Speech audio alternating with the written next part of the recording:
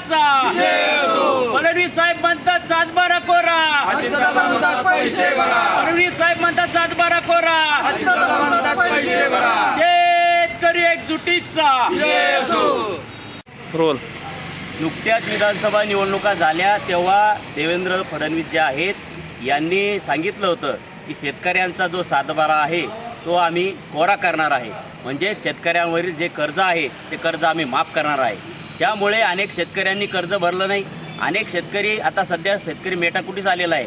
अनेक शेतकऱ्यांकडे जे सोयाबीन यायला पाहिजे होतं ते सोयाबीन कमी प्रमाणात आमच्याकडे आलं.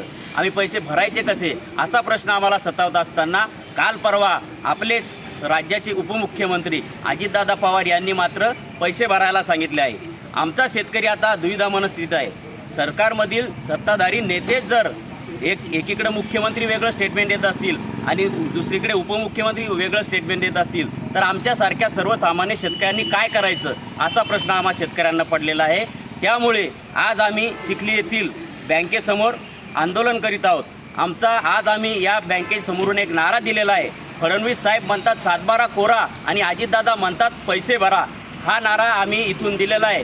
आणि जोपर्यंत शासन कर्जमाफ करणार नाही तोपर्यंत आम्ही आमचे पैसे भरणार नाही. ही खूणगाठ आम्ही बांधलेली आहे. ही खूणगाठ बांधायचं कारण एवढंच आहे, कारण जेव्हा आम्ही सत्तेत येऊ त्यावेळी आम्ही शेतकऱ्यांचा 7/12 कोरा करू असा शब्द राज्याचे सध्याचे जे मुख्यमंत्री आहेत यांनी त्यावेळी दिला होता. त्यामुळे आम्ही शेतकरी आता कर्ज भरणार नाही.